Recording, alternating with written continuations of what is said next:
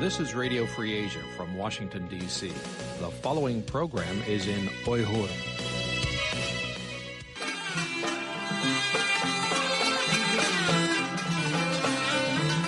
Hürmetli radyo anlayışlar. Ben Erkin Asya Radyosu muhbiri Şöhret Uşur. Bugün 2026 yılı 3. ayının 13. günü. Washington'dan anlatış bir vaktimiz. Bugünkü anlatışımız tövendeki mezmunlarda devam kıldı.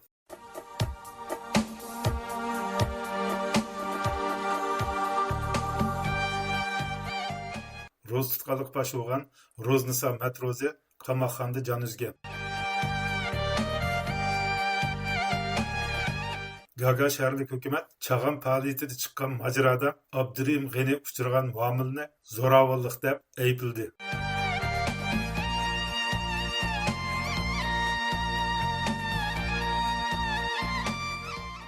Xitoyning qo'lliq bir tashviqot suchisi Dolqin Ayso bilan Abdurrahim G'anini vatan xoini deb e'lon qilgan.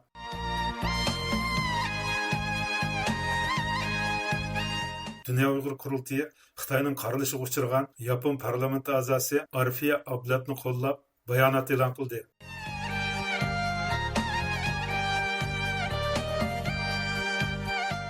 Tibet qo'zg'olonining 67-yilligini xotirlash faoliyatiga Uyg'ur faoliyatchilari ishtirok qildi.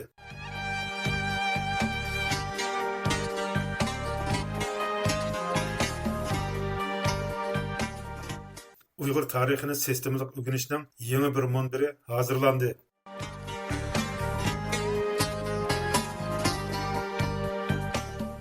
Germaniyadagi Xitoy san'atkor qo'lida Urumchida lagerdagilarning majburiy emgakka selinayotganligi ko'rsatilgan video borligini oshkorladi.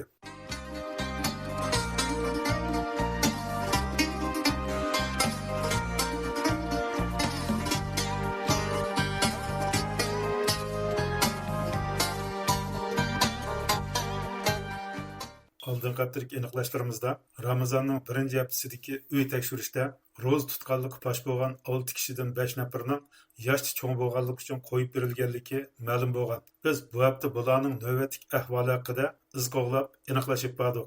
Aniqlashtirimiz davomida aholilardan biri o'tganda ro'z tutqanligi uchun tutilib qo'yib berilganlardan Roznisa ismli bir ayolning qayta tutilganligi va bir haftadan keyin, ya'ni 8 mart kuni uning qamoqxonadan jasadi chiqqanligini oshkorildi. Uning deyishicha, Roznisa bu yil 62 yosh bo'lib, Lopbazirning Qo'g'on kentidan ekan.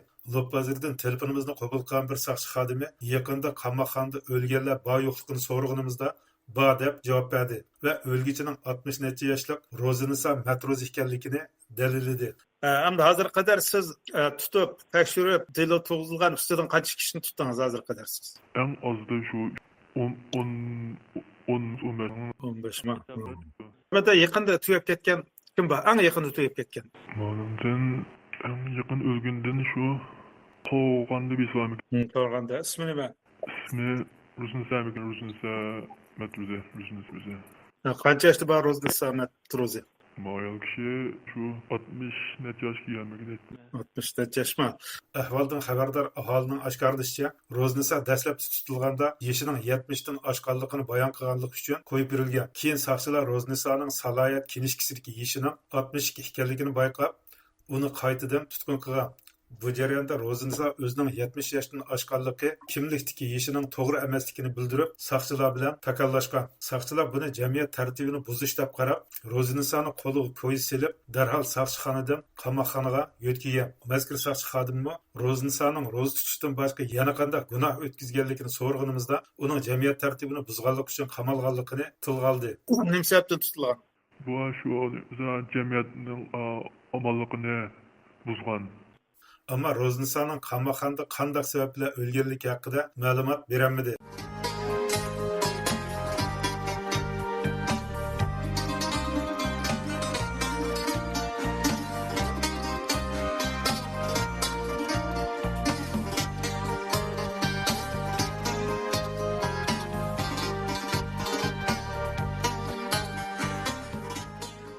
Gaga şəhərlik hökumət ötən ayda Çağan fəaliyyətində çıxan macerada Abdurrahim G'aniga qilingan muamilni zo'ravonlik deb aybldi.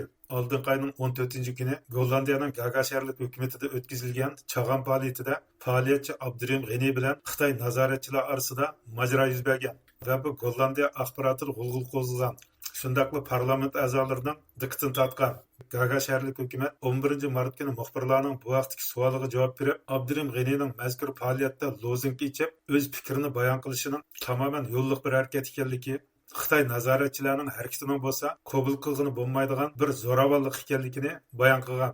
Hukumat yana aslida Xitoy nazoratchilariga faqat ko'zitish, ya'ni ko'z quloq bo'lish vazifasi berilganligi, hargiz qo'l silib aralish huquqi berilmaganligi, voqeaga qo'l silib aralish huquqining faqat yerlik Gollandiya bexatarlik kuchlarida ekanligini ta'kidlagan. Hukumat yana Xitoy nazoratchilarining haddidan oshib harakat qilib, yerlik bexatarlik kuchlarining masalani chiroyli hal qilishiga to'salg'i bo'lganligini bildirgan. Abdurim G'anining bayon qilishicha, tuniga yana Gollandiyaning aloqador qonun organlari uning Xitoy nazoratchilar ustidagi arzini qabul qilib, bu vaqtda rasmiy dilo tug'izgan. Bugun mana Gollandiya davlat soqchi idorasidan rasmiy arzini qabul qildi. Ikki qatorli suhbat o'tkazib, bugun mana shunga qo'l qo'yib, qo'lama rasmiy ba'da narsani. Bunda shek mana gerini siqqan, Xitoyning ismlaridan tortib, nimalar chamisi bor. Siz ötürümüz cezalarına layık. Siz ötürümen degan gaplarni hepimiz açdan tizim elinimiz içiye.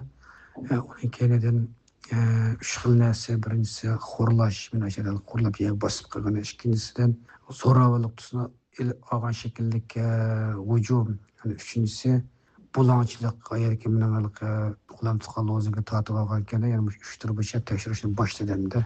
Abdurim G'ani bu delo haqida fikr bayon qilib, Xitoydagi Xitoy elchixonasining himoyasidagi tashkilotlarning o'zlari turayotgan davlatni Xitoyga o'xshatib kelayotganligi, shuni o'zining qonuniy yo'llar orqali ularga haddini bildirib qo'ymoqchi ekanligini bayon qildi.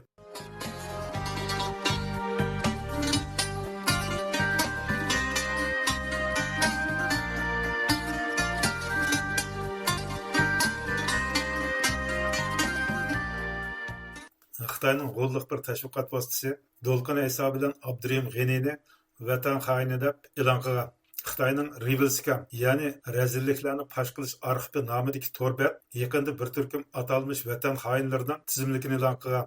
100 ga yaqin kishining ismi va kechmishi tilga olingan bu arxivda Uyg'ur faoliyatchilaridan Dunyo Uyg'ur qurultayining sobiq raisi Dolqin hisobi bilan Gollandiyadagi faoliyatchi Abdurim G'animi qistirilgan.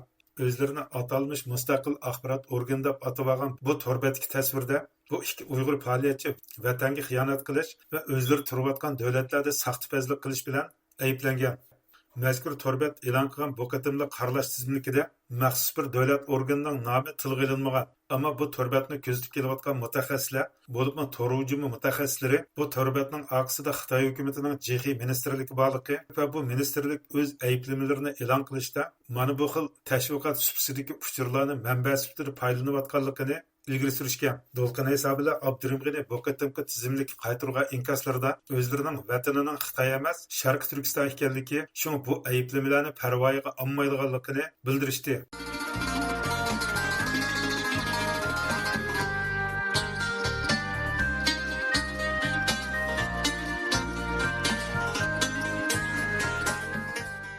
Dünya Uyghur Kurultayı Xitoyning qarilishiga uchragan Yapon parlament a'zosi Arfiya Ablatni qo'llab bayonot e'lon qildi.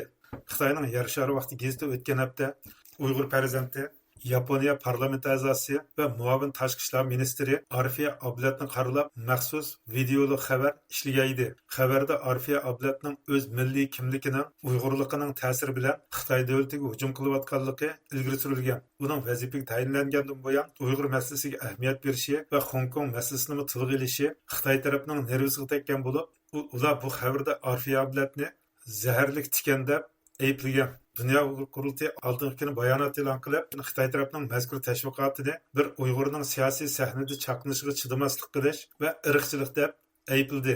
Bu vaqtda radiomizga fikr bayon qilgan Qurultay raisi Turg'unjon Aloviddin Xitoyning Arfiya Ablatga qarshi hujumini Xitoyning Uyg'urlarga naqadar o'chmanlik va naqadar andish bilan qaraydiganligining ifodasi deb izohladi.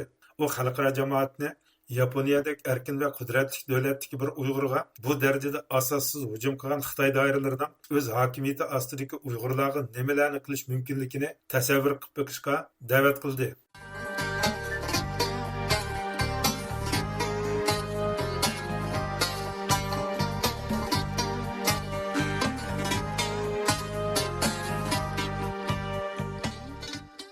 Tibet qo'zg'olig'ining 67-yilligini xotirlash namoyishiga Uyg'ur faoliyatchilarimi qatnashdi. 10 mart kuni Germaniyaning Berlin shahrida Tibetliklar Tibet qo'zg'olig'ining 67-yilligini namoyish orqali xotirlagan. Xotirlash faoliyatiga Uyg'ur faoliyatchilaridan Ilhom To'xtini qo'llash tashkilotining boshlig'i, sobiq Sharqi Turkiston Uyg'uriston Milliy qurultiyining raisi Anvarjon apandi va Dunyo Uyg'ur qurultiyi Berlin ishxonasining mas'uli G'ayru Qurbon qatnashgan. Anvarjon apandi faoliyatda milliy rahbarlardan Mamtimin Bug'ro bilan Isa Yusuf Alptekinning ayni yillarda Dalay Lama bilan ko'rishgandagi xotir suratlarini ko'tarib chiqib, Xitoyga qarshi Uyg'ur Tibet hamkorligining uzun tarixini namoyishchi va namoyishni ko'rguvchilarning esiga solgan. Tibet 1951-yili Xitoy tarafidan besilingan. Bu ishg'oliyatga qarshi 1959-yili 10 mart kuni Tibet qo'zg'oloni ko'tarilgan. Qo'zg'olon qattiq bostirilgandan keyin Dalay Lama sabdoshlari bilan Hindistonga qochib panolangan edi.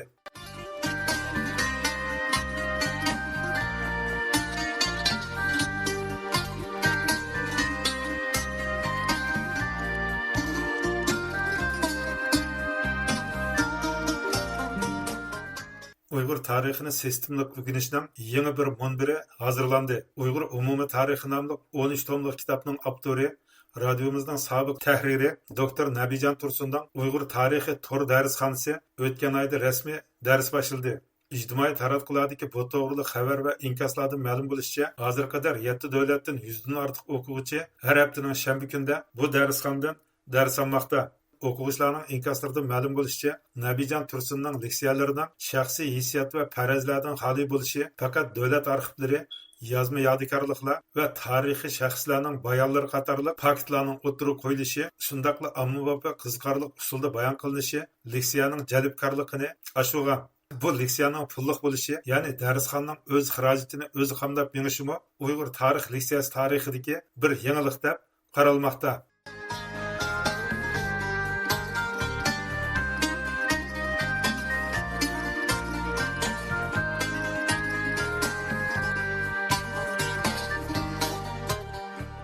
Germaniyaga yangi kelgan bir Xitoy san'atkor Gao Jianmin radiomizning Xitoycha bo'limining ziyoratini qabul qilib, qo'lida Urumchida lagerdagilarning majburiy emgak silinayotganligini ko'rsatadigan video xotirasi borligini va bu ko'rinishlarni Patarda xalqaro kishilik huquq tashkilotlariga topshiradiganligini bildirdi. Uning deyishicha, u 2024-yil dekabrda Urumchida xususiy film ishlash uchun ko'rinishlarga sahna izlayotgan mezgilda o'zidan 1 kilometr yiroqlikda ko'p sonli kishilarning temir yo'l yoqasida emgak qilayotganligini ko'rgan. Mazkur ko'rinishdan bir g'ayri normallikni bayqagan Gao Jianmin uzoq qarab yaqinlashgan. U 5 minutcha yaqinlashgandan keyin ishlayotganlarning seriq kiyim kiyib olganligi, 10 necha kishi bir guruh bo'lib, har bir guruhning bir nazoratchi ostida emgak qilayotganligini, ularning hammasining Uyg'ur ekanligini bayqagan. U bularning lagerdan ochiqlab emgak silinayotganlar ekanligini faraz qilib, darhol naq maydonni video olishga boshlagan. Dal shu chog'da ularni emgak silayotgan nazoratchilar Gao Jianminga qarab vaqirab, rasmga tortmaslikni va saqchikagacha joyida medilmay turishni buyurgan. U shundala o'zining beshiga bir avorchilik keldiganligini bayqab, saqchini saqlamasdan naq maydondan uzoqlashgan. Gao Jianmin uyga qaytib bu videoni maxsus arxivga saqlab olgandan keyin ko'rinishni apparatdan yuvib etgan. Keyin saqchilar uning turg'isi kelib tekshirishib bo'lgan bo'lsa-mu, uningdan masala topolmagan. Ammo u ruxsatsiz xususiy film ishlash bilan ayblanib, ma'muriy jazo olgan va 75 ming yuan jarima to'lagan. Qo'lidagi rasmlardan bir qanchani so'zlaganlardan paket sifatida radiomizga ta'minlagan Gao Jianmin navbatda qo'lidagi video ko'rinishlarini radlayotganligi muvofiq fursatda xalqaro axborotga oshkorlaydiganligini bayon qilgan.